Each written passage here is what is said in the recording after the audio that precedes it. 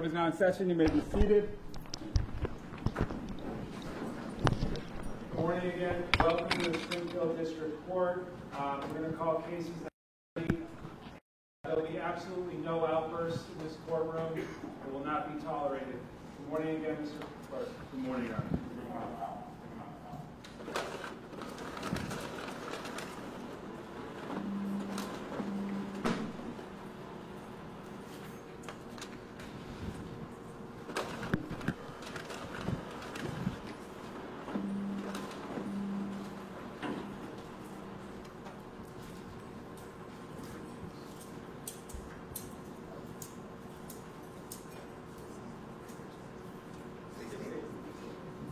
Your Honor, before the court, we have Mr. Alberto Torres, docket 24-2843. We have Mr. Isaac Font, docket 24-2485. I have an appearance of counsel, motion for funds, and 58A that's been filed on that matter. I have finally Mr. Jamie Griffin. This is docket 24-2484. There's been a motion for funds and the 58A that's been filed. I ask the attorneys to identify yourselves for the record, please. Attorney Patrick Nicoletti for Jamie Griffin. Attorney Kedar Ishmael for Mr. Alberto Torres. Attorney Dale Bass appearing for Mr. Isaac Font. Your Honor, all formal reading of charges have been waived by all parties. All right, not guilty pleas will enter on the defendant's behalf to the extent counsel will be appointed and the bar advocate fees are waived. Commonwealth, do you have any requests? Yes, Your Honor. The Commonwealth has filed 3 motions, one for each defendant, in regards to a motion to pursue detention based on dangerousness under Section 58A. All right, do you wish to be heard on that? I do. All right, I'll hear you. Your Honor, the basis of the facts for our request for detention stem around 2 vehicles that were loaded with men with violent intentions and automatic weapons. Springfield police officers were monitoring social media on June 5th, this past Tuesday. They were monitoring social media in furtherance of an investigation into a gang war that had been taking place between the South End Posse, located in the South End of Springfield, and the Maynard Street Posse, located in the Maynard College Street area. This has been ongoing for quite a year, and in the last several months, the violence had upticked with multiple calls for shot spotters and shootings. At this point, a known South End Posse finishing a handgun with a drum-style magazine attached to it, filming himself in various locations, driving around Maynard, Shattuck Street, and a gas station nearby that is a known area where Maynard Street gang members loiter. It's quite obvious that these actions were provocative and intended to cause some kind of shooting. Undercover officers immediately went to the area to try and prevent any violence. At this time, they began driving around in the area.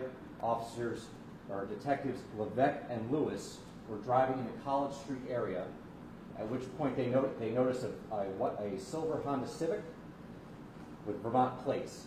They observed this silver Honda Civic as it was creeping up to a stop sign and seemed to be observing them. That Honda Civic then reversed down the street and parked in a location where officers were able to observe 3 men get out of that vehicle in tandem, walk down the street, peer into their vehicle, then quickly move back to the silver Honda and get in the car.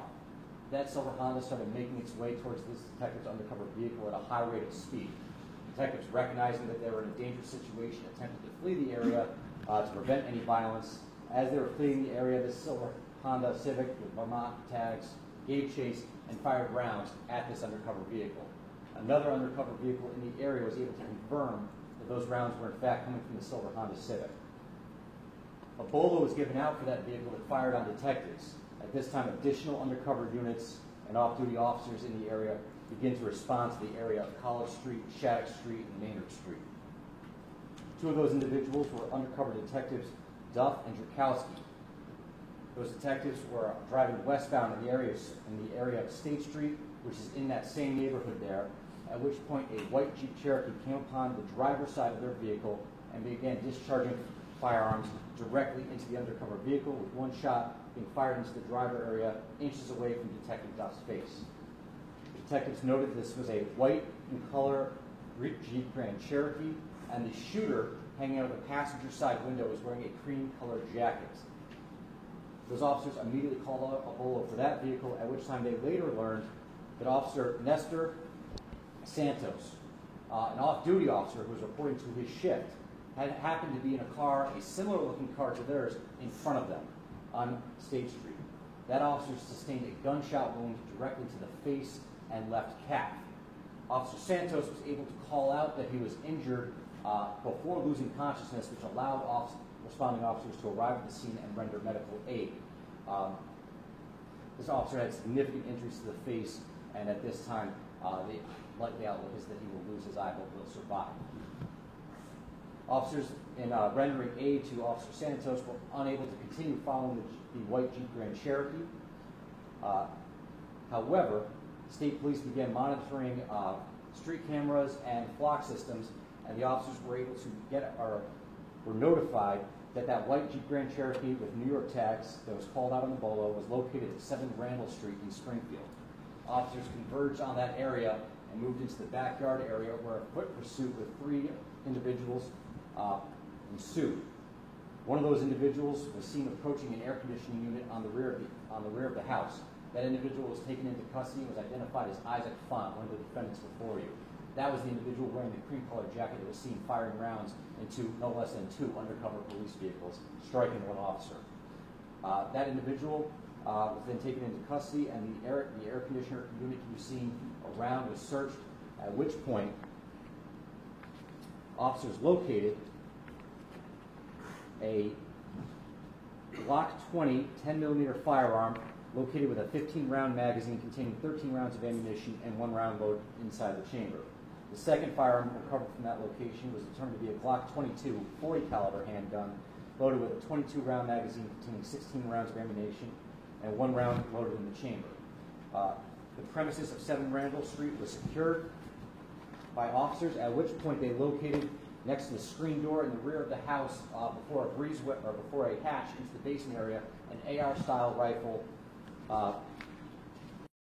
that had a 30-round magazine attached to it and was loaded with 27 rounds of 5.56 ammunition, Your Honor. This is an automatic-style weapon. Officers were able to access surveillance cameras from 7 Randall Place, at which time they were able to observe the white Jeep Grand Cherokee arriving at the address and the 3 individuals in that car getting out and running along to the back of the house. In the interior of the house, an individual named Jamie Griffin was standing by the screen door where those 3 men left the car, ran around to where he was, and then continued to flee. Officers at that point secured the premises and searched Mr. Randall's house, or Mr. Griffin's house. It should also be noted that on the video surveillance, he was seen after those individuals had fled, going out to the white Jeep Cherokee, rummaging in the passenger compartment, where he then retrieved some items and brought them into the house. A search warrant was conducted on several Randall Place, specifically in the bedroom of Mr. Griffin. At that time, Your Honor, ammunition, 5.56 round ammunition was located in his bedroom. A gun case for a 1911 military-style 45 caliber pistol was recovered. No 1911 45 caliber pistol was recovered at the house, rather merely the gun case. Various rounds of ammunition were recovered in this bedroom, as well as several speed loaders, items that are designed to allow someone to load a magazine or an extended clip at a higher rate of speed. Various different kinds of ammunition, the G42, G43X with a serial number gun cases were located, 40 caliber magazines, various large capacity magazines, including an AK magazine with 7.62 rounds, were located in Mr. Griffin's bedroom. It was very clear from the video that Mr. Griffin was anticipating the arrival of that white Grand Cherokee and provided succor to the individuals that had fired upon these undercover officers. Simultaneously, as this is going on, Your Honor, the original put out for the white or the silver Honda Civic with Vermont plates is located on Sumner Avenue in Springfield. Marked cruisers at that time give chase to that vehicle. This vehicle actually contains, Your Honor, Robert Willis and Alberto Torres. This vehicle originally slows down as officers activate their emergency lights and begin to approach, and then takes off at a high rate of speed, going through several residential neighborhoods before going to the interchange on ramp of 91, where you can also go into Route 5 of Avalon. It should be noted this car was not observing traffic signals or lights, flew through a neighborhood at a high rate of speed, and came upon this section of the highway where Mass Department of Transportation was conducting road work at that time. This car plowed into 2 Massachusetts Department of Transportation workers simply doing their jobs and crashed into 2 additional vehicles, before this vehicle came to rest. Despite the mayhem that had just ensued there in a multi-car crash, all three individuals seen in the automobile then get out and jump down a 30-foot embankment into the woods near the Connecticut River area, where they are all located by police. It should be noted at this time, once those individuals were taken into custody, including the defendant before you, Alberto Torres, a search was conducted. Police officers recovered, curiously enough, while officers are discovering a 1911 military-style 45 caliber gun case at 7 Randall Street, they recover a 1911 military-style 45 caliber handgun with an 8-round magazine and 6 rounds of ammunition into it, recovered from inside this Honda Civic. In addition to that, Your Honor, was also a black Glock 29 with a rear selector switch, 10 millimeter, loaded with a 15-round magazine that was loaded with 13 rounds of ammunition. A rear selector switch, for the court's edification, Your Honor, is a device that modifies the weapon so that it can be switched between semi-automatic and automatic. So essentially, despite the fact this is a handgun, it now classifies as a machine gun under Massachusetts law. Additionally, Your Honor, a black Beretta 92D 9mm handgun with a 27-round magazine loaded with 27 live rounds of ammunition was discovered in the Honda Civic. Was discovered inside of the Honda Civic. An additional 31-round magazine and 2 rounds of ammunition, 1 9mm and 1 10mm live round, were discovered. A Honda car key was discovered. Curiously enough, a Jeep car key was also discovered inside of this car, as well as various marijuana, speed loaders, and then an additional Glock 21 with a rear selector switch, 45 caliber. So again, we have a 45 caliber automatic handgun, was located at the bottom of the ramp that these individuals were seen fleeing down. So a total of 4 firearms, Your Honor, 2 of which are modified to be automatic. This all coming from the car that was identified as the car that was fired on Detectives Levesque and Lewis. And then additionally, injured innocent bystanders as the police officers pursued them.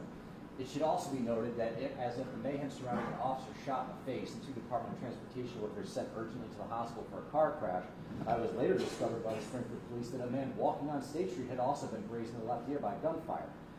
Again, Your Honor, that is the location where 2 police vehicles were literally shot to pieces, potentially by automatic weapons, as they were investigating other officers already being shot at. Your Honor, the offenses are predicate offenses.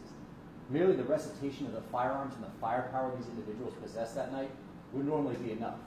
But we don't have that. What we have now is they're using these weapons almost indiscriminately. And while one gang may claim Maynard Street and College Street as its territory, and another gang may determine that's their hunting ground, there are real innocent, law-abiding citizens that live in these neighborhoods and now have to suffer the indignity of being held hostage in their homes to the sounds of squealing tires and gunfire. And when you hear about something like this, a police officer shot in the face and transportation workers injured and automatic weapons being fired at multiple vehicles, we meet this outrage now in the city of Springfield with a perverse sense of gratitude. Thank God this wasn't worse. Good thing that officer's going to make it, and he's just going to lose an eye. Thank God that Department of Transportation worker's going to make it. Thank God a house wasn't hit, just like the residents of that area. Thank God a bullet didn't come into my house and kill my mother. We are thankful for this outrage because it wasn't worse. These individuals have all indicated that they are of a violent mindset. This all stems from someone talking smack to another gang on social media. And we have multiple people getting shot over this. Now, as often happens with cases like these, and unfortunately it's becoming more common for undercover officers to come under fire in the city of Springfield, a lot of times we hear, well, they might not have known they were shooting at police officers.